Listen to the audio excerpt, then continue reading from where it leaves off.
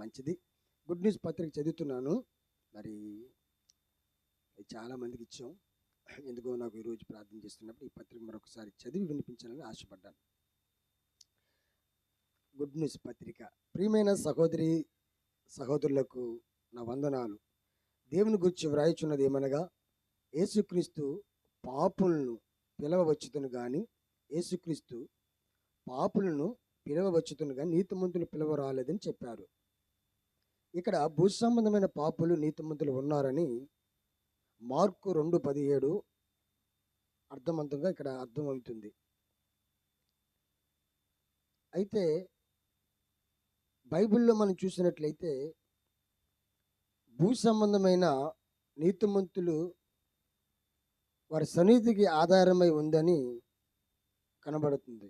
ఇక్కడ జాగ్రత్తగా ఆలోచన చేస్తే శతాధిపతి అయిన కొర్నేలు ఉన్నాడు. ఈయన ధర్మకార్యాలు చేస్తున్నవాడు, నీతిమంతుడుగా పిలువబడినవాడు, మంచి పేరు పొందినవాడు. అయితే ఒకరోజు పేతురు అనే సేవకుడిని పిలిపించుకొని క్రీస్తుని గూర్చిన సువార్తను తెలుసుకొని తనను తన ఇంటి వారును రక్షణ పొందుకున్నారు. ధర్మకార్యాలు, మంచితనం, భక్తి ఉన్నప్పటికీ రక్షణ అనేది లేకపోతే పరమకు చేరడము అసాధ్యము.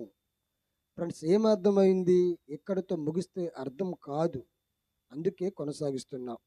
పాపులను రక్షించుటకు యేసుక్రీస్తు ఈ లోకములకు వచ్చెను.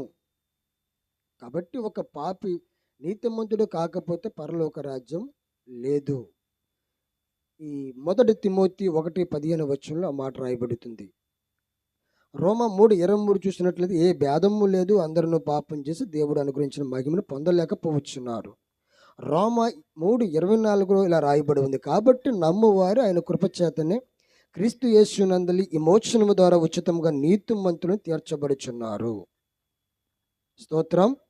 ఇక్కడ కొన్ని కొటేషన్లు రాస్తాను. ఏంటి ఆ కొటేషన్లు అంటే, దేవునికి గుడి కట్టమంటే కడతారు, దేవునికి విగ్రహములు కట్టమంటే కడతారు. ఎందుకంటే మన దగ్గరలోని అమనాబాద్ సెంటర్లో యేసుక్రీస్తు ప్రభు కూడా ఒక ప్రెసిడెంట్ గారు ఒక విగ్రహాన్ని కట్టారు. ఓకేనా? అది గుడులు అంటే సచ్చులు కట్టమన్నా కడతారు, గుడులు కట్టమన్నా కడతారు. బలులు అర్పించమంటే అర్పిస్తారు, కానుకలు లేదా దశమ భాగములు ఇమ్మంటే ఇస్తారు, మంచి పనులు చేస్తారు. అయితే మీ పాపముల కొరకు మీకు నిత్య జీవం ఇవ్వటము కొరకు యేసుక్రీస్తు మన కొరకు మరణించి తిరిగి లేచాడు అంటే కొందరు ఎందుకో నమ్మరు. మానవులమైన మనకు ఉచిత వైద్యమన్నా, ఉచిత భోజనమన్నా, ఉచిత రక్షణ అన్న ఎగతాళి చేస్తాం. యేసుక్రీస్తు ప్రభువుని ఆ కల్వరి కొండపై సిలువ వేసినప్పుడు కూడా దూషించారు లేదా ఎగతాళి చేశారు. అయితే మనము ఎప్పుడైతే ప్రభును నమ్ముతామో నమ్ముట వల్ల నమ్మువారికి సమస్తము సాధ్యమనే విషయాన్ని మార్కు 9:23 లిఖించబడి రాయబడి ఉంది. సమస్తము సాధ్యమే అని మరొక్కసారి ఇలా రాయబడి ఉంది.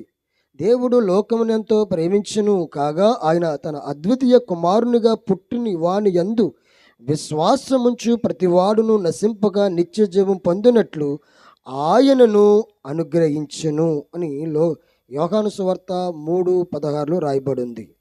మా ఆశ, మా ఆకాంక్ష, మా యొక్క హృదయవాంఛన దీన్ని చదివి విశ్వసించి యేసుక్రీస్తు ప్రార్థనా మందిరంలో ప్రవేశించి సంఘ సహవాసములు కలిసి ఉండాలని మా ప్రార్థన. ఈ మాటలు దేవుడు దీవించును గాక. ఆమెన్. హల్లెలూయా.